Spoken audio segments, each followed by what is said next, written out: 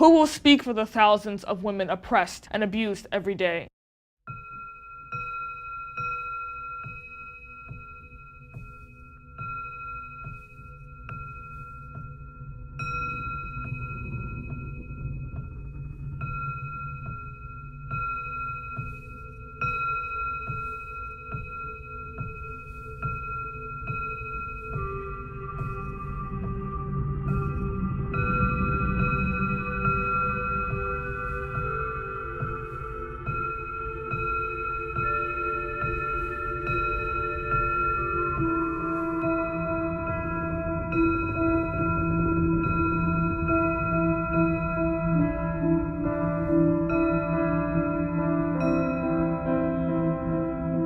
Dear Mr. Lawrence, I feel compelled to question your recent decision to rescind the honorary degree you were initially going to bestow upon Ms. Ayaan Hirsi Ali, a human rights activist and feminist who has done so much to advance the cause of women's rights in the world.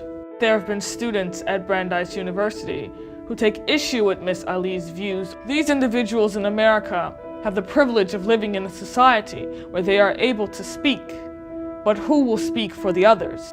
Who will speak for Sarah and Amina Saeed, two teenagers in the prime of their life who were murdered by their father in 2008 in Texas, their bodies left bloodied and mutilated in a taxi cab because they were considered to be too Western? Who will speak for Mursal, a German Afghani young woman of 16, stabbed 23 times in a parking lot by her brother? Will you simply tell her that this issue cannot be discussed, and that a woman who takes up her cause and the cause of thousands of other women cannot be heard because people take offense to her?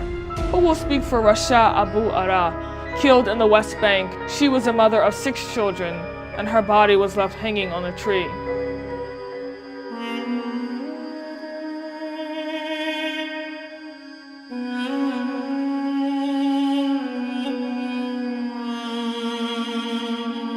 Who will speak for Layla Hussein, whose genitals were ripped open and sliced apart with a blade when she was only 7 years old?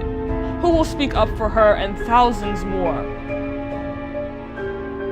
Is the complete and utter destruction of thousands of women's lives worth anything? Should the cries of those abused be heard by the Western world, or must their tears instead be sacrificed on the altar of political correctness?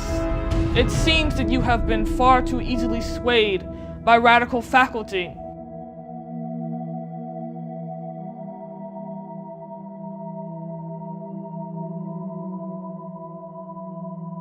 In making your decision, you have implicitly placed greater value upon the feelings of individuals over the lives of millions of women around the world. I believe in justice, real, unfettered justice. I believe in truth, even when it offends people's sensibilities, even when it is unpopular and disliked. Justice and truth.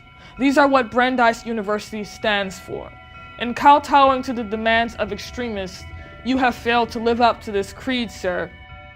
Who speaks for the thousands of women oppressed and abused every day? Ayaan Hirsi Ali will speak for them. Ayaan Hirsi Ali stands for them. Ayaan Hirsi Ali fights for them. Will you join her in speaking for them? You do not have to agree with everything Ms. Ali believes.